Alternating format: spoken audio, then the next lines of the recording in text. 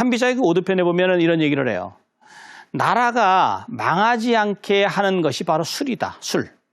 법술세에서 이 술에 대해서 그렇게 얘기를 해요. 그러면서 5가지를 얘기합니다. 첫 번째는 참오술, 그 다음에 두 번째는 청언술, 세 번째는 용인술, 네 번째는 무의술, 5번째는 형명술입니다. 간단하게 보면요, 참오술이라는 건 이런 거예요. 참오, 즉 참작하고 대오를 참작하다는 얘기죠. 조정에 보면 신하들이 굉장히 많다. 신하들이 많은데 신하들은 항상 군주가 군주에게 입에 말린 말을 할 가능성이 있고 심지어 군주에게 음해하는 말을 할 수가 있다. 그렇기 때문에 군주는 한쪽 무리의 말만 듣지 말고 이대오 저대오 이쪽 편 저쪽 편 참조해가면서 참작해가면서 신하들의 동태를 살펴봐야 된다. 이것이 바로 참호술이고요. 그 다음에 청언술, 글자들은 말을 듣는 그 기술입니다. 술수입니다. 그러니까 뭐냐면 이것은 군주한테 백성들이 옳은 말 하는지 그른 말 하는지 한 사람 한 사람씩 들어보는 것이 필요하다. 한 사람씩 하나씩 듣는 것이 좋고 집단적으로 이렇게 듣는 것은 별로 좋지 않다라는 것이 바로 청언술이고요. 그 다음에 용인술은 군주가 사람을 쓸 수 있는, 사람을 다룰 수 있는 그러한 방법을 분명히 터득하고 있어야 된다라는 거고요. 그것은 제가 계속 또 말씀을 또 드리도록 이렇게 하겠습니다. 그 다음에 무의술은요, 무의술은 상당히 좀 독특한 거예요. 뭐냐면 가끔 이 무의술을 말씀하시는 분들 중에서 이거 무의술은 무의 딱 하니까 도가, 즉 노자 생각이 난다. 노자의 무의자연 아니냐? 예, 맞습니다. 바로 한비자는요, 한비자 책을 보면 유로편과 해로편, 즉 유로에서는 노자를 비유하다, 해로편은 노자를 해석하다라고 하는 두 편의 그 편을 설정을 해서요, 노자 사유를 법가적으로 해석한 것이 아주 유명한데, 이 무의술은 뭐냐면 한비자의 그 오술 중에서 대단히 중요한 술입니다. 뭐냐면 군주는 자기가 아무도 하는 것 없으면서 나라를 다스려야 된다. 그 다음에 아무런 감정을 보여주지 않으면서 신하들에게 군주의 속내를 들키지 말아야 된다. 또 그리고 군주는 항상 깊은 곳에 숨어 있으면서 신하들로 하여금 군주의 모습을 보지 못하게 된다. 이런 것들이 다 무의술에 대단히 중요한 겁니다. 그러니까 군주가 아무것도 하지 않는 것 같지만 무의죠. 그러나 나는 뭔가를 하고 있어. 무의, 이 위죠. 결국은 무의하면서도 하는 것처럼 하는 거. 그러니까 군주, 이것은 아주 중요한, 아주 한비자가 술을 얘기하면서 대단히 핵심적으로 얘기하는 그러한 사유 중에 또 하나고요. 그 다음에 형명술은 뭐냐면요. 형명술은요, 이 형이 형태 형자에다 명이 이름 명자입니다. 이 형태와 이름, 즉 말하자면 표리라고 생각하시면 됩니다. 그러니까 신하들이 군주한테 얘기를 해요. 대왕, 소신이 이러이러한 일을 하겠습니다. 하면 신하는요, 그 신하의 말을 그대로 믿지 말고 그 신하가 실제 말, 즉 말과 행동, 이것이 일치되는가, 즉 표리관계가 일치되는가를 꼭 반드시 살펴봐라는 얘기입니다. 그래서 이 5가지를 터득하고 있으면 결국은 군주의 그 권력, 권세는 강하게 된다는 것이 한비자의 이 오술의 핵심적인 사항입니다. 그래서 그 현명한 군주는요, 신하를 다루는 수를 공고히 한다, 굳게 한다. 그리고 심지어 신이 많은 자들을 모두 다 신이 많은 것은 아니다 라는 말을 오두편에서 하고 있습니다.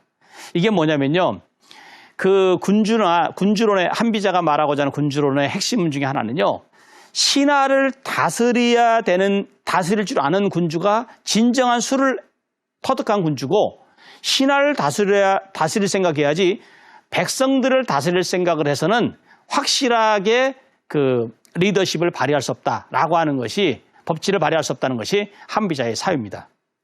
또 하나는 그 오두편에서 아까 그 수주대토의 발언과 연속성상에서 얘기되는 건데요. 우리는 세상에서 이런 얘기를 많이 해요. 육아에서는 뭘 얘기를 많이 하죠? 농사를 말하는 자가 많고 또 쟁기질을 하는 자가 적으면 나라는 혼란스러워진다라는 얘기하죠. 그러니까 뭐냐면 선비들이 말만 내세우고 실질적인 행동으로 옮기지 않으면 결국은 그 나라는 어려워진다는 얘기입니다. 그러니까 농사를 말만 하면 뭐예요? 직접 가서 자기가 밭에 나가서 쟁기질을 하면서 결국은 곡식을 씨도 뿌려보고 추수도 해보고 이런 과정에서 결국은 나라가 부강해지는 거지. 말만 농사는 이렇게 하는 거야. 씨는 이렇게 뿌리는 거야. 추수는 이렇게 하는 거야. 라고 얘기하는 사람들이 많으면 많아질수록 결국은 그 나라는 발전하지 못한다는 거죠. 그래서 또 한비자는 우리한테 알려져 있는 이 말을 하죠. 소매가 길면 춤을 잘 추고 장수선무라는 말 아시죠? 장수선무. 즉, 그 선무, 긴장 소매 숫자, 그 다음에 선할 선자, 그 다음에 춤출 무자. 그러니까 소매가 길면 결국 춤을 잘 춘다. 또 그 다음에 다전선고, 돈이 많으면 선고, 장사를 잘한다. 결국은 한비자는요, 강한 나라에서는 모략을 꾸미기가 쉽지만 약하고 혼란스러운 나라는 모략을 꾸미기가 대단히 어렵다라는 말을 내저설 하편에서 얘기하고 있습니다. 오두편에서 얘기하고 있죠. 그렇다면 우리가 이런 생각을 하죠. 강한 나라에서 이 모략을 꾸미기 쉽다는 것은 뭐냐면 한비자는 이런 예를 들어요. 진나라, 서쪽에 있는 진나라와 옆에 있는 한나라가 있다. 그렇다면 진나라에 가서 모략을 꾸미는 사람은 설령 자신이 모략을 제대로 꾸미지 않아도 옆에 있는 한나라에서 모략을 꾸미는 사람보다 훨씬 더 능력을 발휘하기가 쉽다. 바로 이것이 즉 뭐냐면 여건이 성숙되어 있으면 거기서 성과를 내기가 되게 쉽다라는 말을 한비자는 얘기하고 있죠. 그렇다면 한비자가 법과 술과 세를 얘기하면서 강력한 법치와 강력한 군주론을 얘기하는 것은 바로 이러한 일단은 나라가 여건이 되는 나라, 강력한 나라를 기본적으로 구축해야 되고 그 강력한 나라는 바로 아까 말씀드렸던 부국 강병이 핵심 중에 하나가 되는 이런 얘기죠. 그 다음에요. 그 세에 대해서 조금 더 말씀을 드린다면 이런 거죠. 그 공자는 백성들과 그 신하들과 그 다음에 군주의 관계를 얘기하면서 백성들과 신하들이 군주의 인품에 복종할까 아니면 군주의 권세에 복종할까라는 부분을 얘기를 합니다. 그러니까 말하자면 우리가 일반적으로 얘기할 때는 백성들이 군주가 인품이 훌륭하면 복종하고 인품이 나쁘면은 거기에 불복종할 것 같은데 한비자는 그렇게 생각을 하지 않고요. 마치 공자가 애공에게 가서 그 지식을 전파하고 그 다음에 자신의 그 정치적인 입장을 얘기하고 또 자신에게 자리를 달라고 그러면서 복종한 것이 결국은 애공의 그 인품과 의로움 이런 것이 아니라 바로 애공의 권세, 즉 세에 복종했다라고 오두편에서 얘기하고 있죠. 이것은 바로 뭐냐면 군주가 그러한 세를 갖고 있지 않으면 백성과 신하 그 누구도 말을 듣지 않고 그러한 말을 듣지 않는 상황에서 그 나라의 법치는 절대 이루어질 수 없다라는 얘기를 하고 있죠. 그러면서 한비자는요. 부모가 부모의 사랑을 하듯 부모의 사랑으로 자식을 이렇게 인도하듯 백성들을 인도할 수 없다고 딱 부러져 얘기합니다. 그러면서 그 한비자는 이런 얘기를 하죠. 날아다니는 용은 구름을 타고 오르는 뱀은 안개를 논일지만 구름이 거치고 안개가 개고 나면 용과 뱀은 지렁이나 개미와 같아지니 탈 것을 잃었기 때문이다.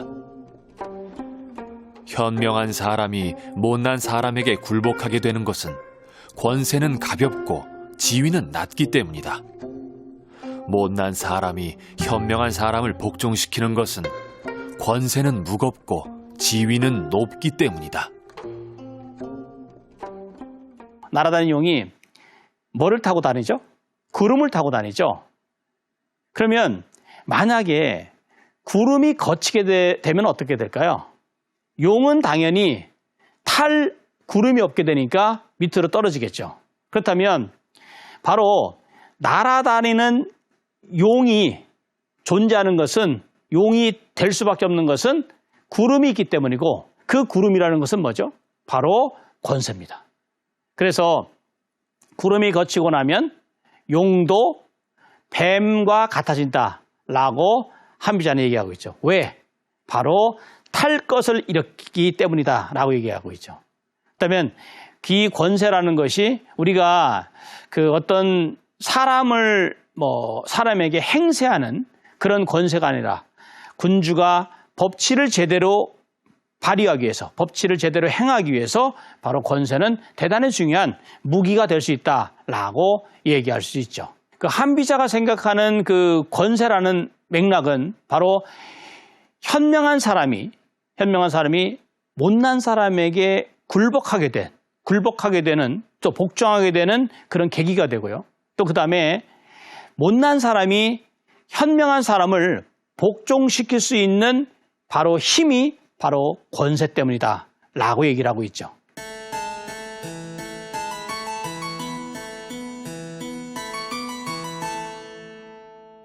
그 사마천은 사기태사공자서에서요, 한비자의 사상을 엄이소은 불가장용, 즉 엄격하지만 은혜가 적어 불가장용, 오랫동안 사용할 수는 없다라고 얘기를 하고 있죠. 그렇다면 엄격하다는 개념은 바로 한비자 법술세가 갖고 있는 강력한 법치와 군주론과 제왕학을 함께 아우른 얘기라고 저는 봅니다. 그렇다면 이 한비자의 사상은 장용할 수 없다는 것은 창업과 그 다음에 개혁과 혁신의 아이콘은 되지만 이것이 오랫동안 하기에는 부적합하다라는 그런 사유로 볼 수 있죠. 그렇다면 여기서 한비자가 얘기하는 바로 법치와 그 다음에 술수와 권세라고 하는 세 가지의 축을 가지고 그 다음에 그걸 갖고 진시황은 그대로 사상을 받아들여서 진나라의 화폐 통일, 문자 통일, 도량형 통일, 그 다음에 또 전국을 36개 군현으로 만드는 군현제 실시, 이런 것들을 통해서 결국은 진나라의 시스템을 완성을 했고, 바로 그 진나라의 시스템이 한나라에 이어졌고, 바로 한나라에 이어진 것이 바로 당나라, 이런 식으로 해서 그 중국의 최초의 통일 제국을 만든 하나의 사상적인 기초를 분명하게 만들었다. 그렇다면 우리는 한비자의 법치야, 한비자의 사상은 혼돈을 다스리는 사유이고, 그 다음에 그것은 군주론과 통치론, 통치술, 그 다음에 제국의 기초를 다지는데 대단히 중요한 사상이다 라고 생각했죠. 이런 부분에서 본다면 과연 오늘날 우리가 21세기의 오늘을 소통의 시대, 그 다음에 그 개방의 시대, 그 다음에 이런 많은 얘기를 합니다. 그러나 한편으로 봤을 때 바로 왜 한비자의 사유가 그 당시 혼란스러웠던 춘추 전국시대 때의 혼돈을 잠재우고 바로 진시황의 그 통일을 할 수 있는 밑받침이 되었는가라는 부분은 우리가 한번 지금 이 시점에서 살펴봐야 될 하나의 사유가 아닌가 이렇게 생각합니다. 네, 감사합니다.